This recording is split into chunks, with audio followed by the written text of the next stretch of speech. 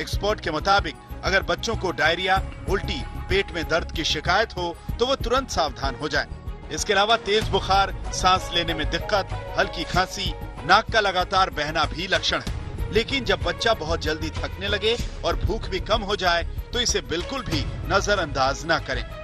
इस समय माँ बाप को और डॉक्टर्स को भी, खास करके बच्चों के डॉक्टर को भी हाई सस्पिशन रखना है, जब तक कि अदरवाइज कि अगर कोरोना नहीं है तब तक हमें कोरोना ही सस्पेक्ट करना है। तो सिम्टम्स बहुत कॉमन भी है और अनकॉमन भी। कॉमन सिम्टम्स में वही जो खांसी, जुकाम, बुखार, गले में दर्द और सांस में तकलीफ होना है। जो अनकॉमन बच्चे में सिम्टम है वो है कि बच्चा सुस्त हो जाएगा, इरिटेबल हो जाएगा, बच्चे को भूख कम लग रही होगी, अगर इंटेक कम होगा, बच्चों में रैशेस हो सकते हैं स्किन में, पेट में दर्द हो सकता है, लूज मोशन हो सकते हैं, वॉमिटिंग हो सकती है, बच्चा प्लेफुल नहीं रहेगा। कोरोना की दूसरी लहर में वायरस पहले से ताकतवर होकर आया है। ऐसे में डॉक्टर और एक्सपर्ट्स तो यहाँ तक बोल रहे हैं कि अगर लक्षण दिखे तो RT-PCR टेस्ट के नतीजे निगेटिव भी आ जाएं तो भी बेफिक्र ना हो, सावधान रहें और पहले टेस्ट के 3 दिन बाद दोबारा टेस्ट कराएं, क्योंकि वायरस चकमा दे रहा है। कोविड टेस्ट अगर पॉजिटिव हो तो इन्फेक्शन आने के 3-4 दिन के बाद पॉजिटिव निकलता है। और दूसरी महत्वपूर्ण बात यह है कि कोविड टेस्ट में जो RT-PCR टेस्ट होता है, जो हमारा अब सबसे रिलायबल बढ़िया टेस्ट है, उसमें 35% तक फॉल्स नेगेटिव आ सकता है। यानी बच्चे में बीमारी होगी लेकिन टेस्ट गलती से फॉल्स नेगेटिव दिखाएगा। तो टेस्ट का इतना इम्पोर्टेंस नहीं है जितना बच्चे की जो हालत है वो सबसे ज्यादा इम्पोर्टेंट है। तो अगर टेस्ट नेगेटिव भी आए तो हमको ये समझना चाहिए कि संभावना है कि बच्चे में कोविड है। सवाल उठता है कि बच्चों में एक बार कोरोना की पुष्टि हो गई तो फिर क्या करें? सबसे पहले तो ये जरूरी है कि पैनिक में ना आए और गंभीरता से कोरोना के इलाज के तय प्रोटोकॉल का पालन करें।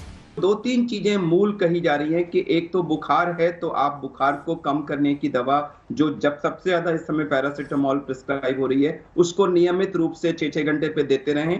अगर खांसी वगैरह है तो उसके लिए कुछ दें। बच्चे का डाइट मेंटेन करना बहुत जरूरी है, क्योंकि पहली चीज जो बच्चे करते हैं वो है कि वो खाना पीना बंद कर सकते हैं। तो किसी ना किसी तरह से उनको कुछ खाने को, स्पेशली लिक्विड्स जरूर देते रहें। और हम उनकी भी, जैसे कि हम बड़ों में कर रहे हैं, ऑक्सीजन। लेकिन इंपॉर्टेंट चीज ये है कि अगर उनको ये सिम्टम्स हैं तो आइसोलेशन करना जरूरी है।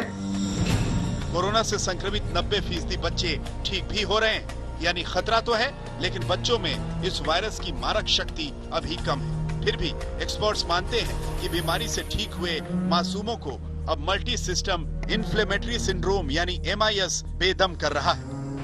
इसमें शरीर में रैशेज आते हैं। इसका असर कई महत्वपूर्ण अंगों पर पड़ता है। नसों और मांसपेशियों में सूजन आ जाती है।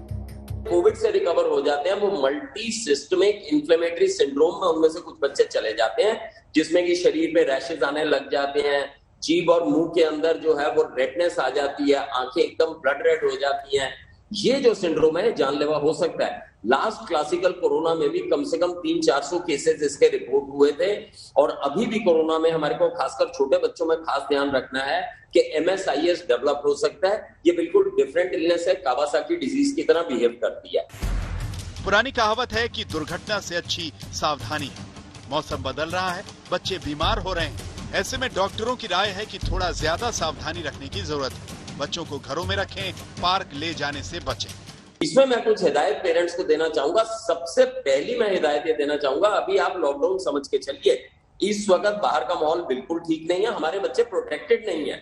ये मैं बता दूं, हमारे जो 18 साल से छोटे बच्चे हैं वो 41% है इस देश में, यानी कि उनकी आबादी लगभग 55-60 करोड़ है। और उनके लिए एक भी वैक्सीनेटेड नहीं है, ना भी आने वाले 3 से 4 महीने में हमारे पास वैक्सीन आने वाली है। तो उनकी स्पेशल प्रोटेक्शन रखनी बहुत आवश्यक है।